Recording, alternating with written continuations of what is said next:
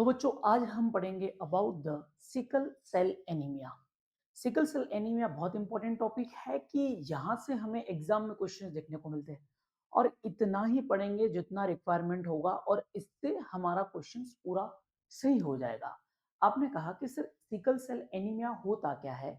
मैंने कहा बच्चों ये जो प्रॉब्लम है ये काय की प्रॉब्लम है। मैंने कहा सिकल सेल एनीमिया है, यह एक प्रकार की ऑटोसोमल रिसेसिव डिसऑर्डर है। कौन सा डिसऑर्डर है? ऑटोसोमल रिसेसिव डिसऑर्डर है। आपने कहा ठीक है सर, यहां तक समझ में आ गया।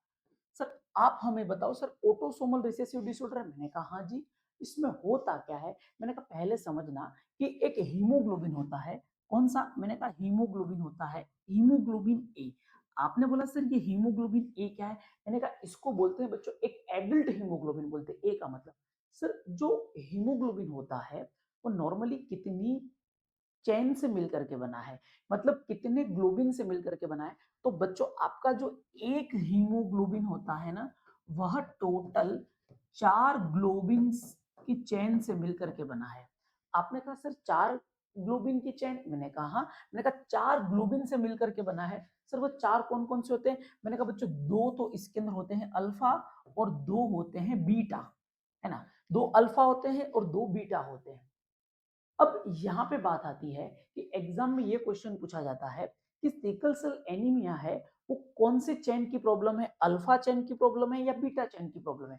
तो याद रखना कि जो सिकल सेल एनीमिया है ये कौन से चेन की प्रॉब्लम है। मैंने कहा बीटा चेन की प्रॉब्लम है। आपने कहा ठीक है सर, यहाँ तक समझ में आ गया। सर अब क्या होगा? मैंने कहा बच्चों याद रखना कि ये जो बीटा चेन की प्रॉब्लम है, इसकी प्रॉब्लम है। मैंने कहा बीटा चेन की प्रॉब्लम है। सर क्या होता है इसके अंदर? मैंने कहा ये चीज भूलना मत कि जो बीटा चेन होती है उस बीटा चेन के अंदर सिक्स्थ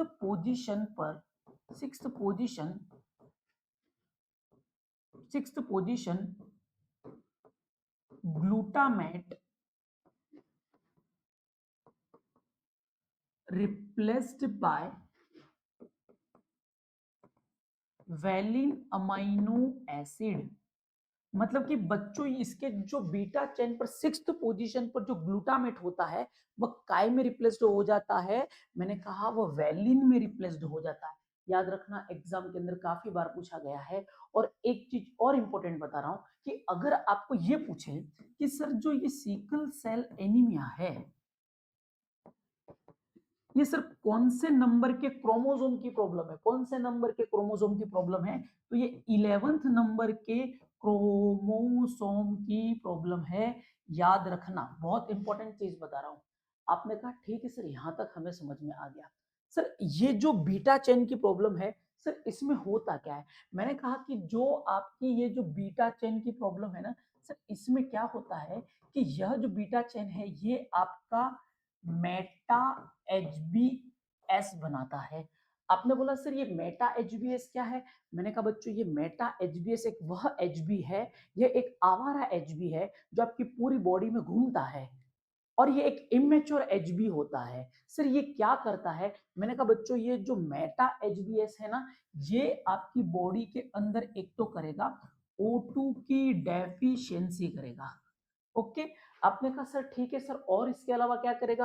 मैंने कहा O2 की डेफिशिएंसी के अलावा ये आपकी बॉडी के अंदर पॉलीमर बनाएगा।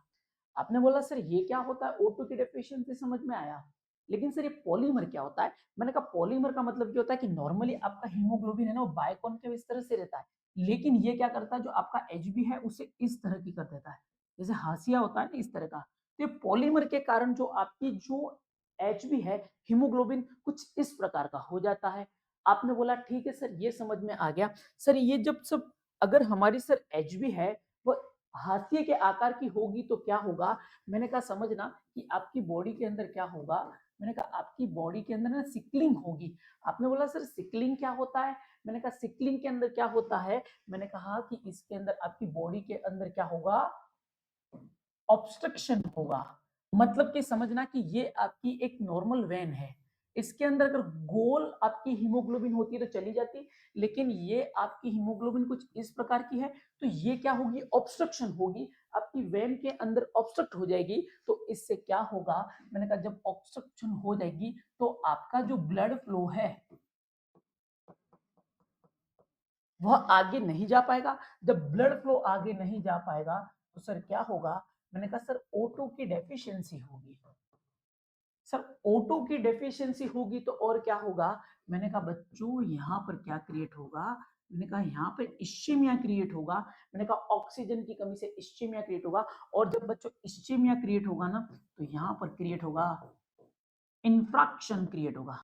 क्या होगा बच्चों, इंफ्रैक्शन क्रिएट होगा। और जब इंफ्रैक्शन क्रिएट होता है तो क्या देखने को मिलता है, पेन देखने को मिलेगा।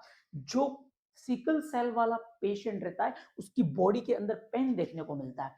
और बच्चों आपको एग्जाम में अगर पूछा जाए कि सिकल सेल वाला जो क्लाइंट है, बच्चा है या एडल्ट है, सर उसका मोस्ट कॉमन क्लिनिकल फीचर्स क्या है, क्लिनिकल मैनिफेस्टेशन क्या है, तो याद रखना वह है पेन होता है। एग्जाम में पूछा जाएगा।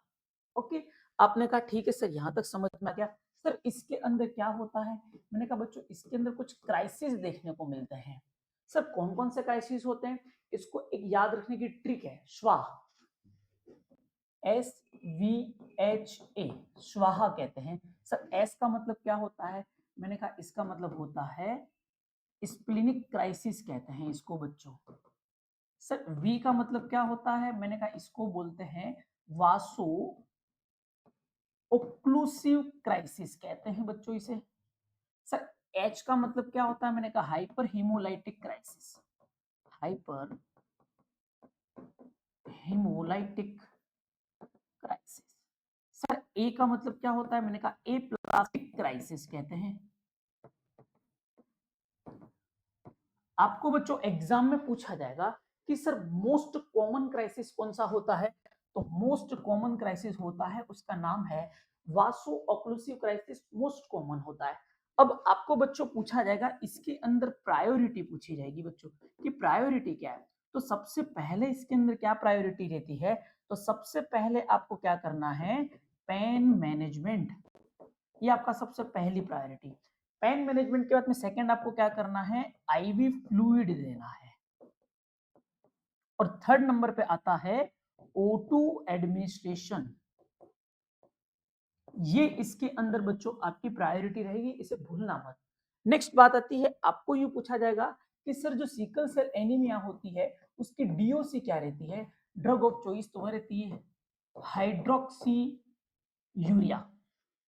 सिकल सेल एनीमिया की डीओसी क्या है, तो हाइड्रोक्सी यूरिया।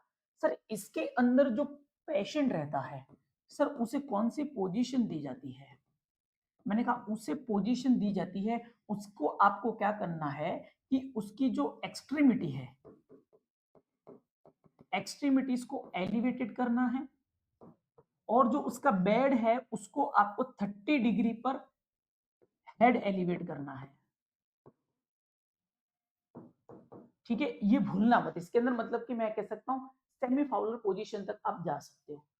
तो ये था बच्चों sickle cell anaemia. Thank you so much मेरे साथ बने रहने के लिए।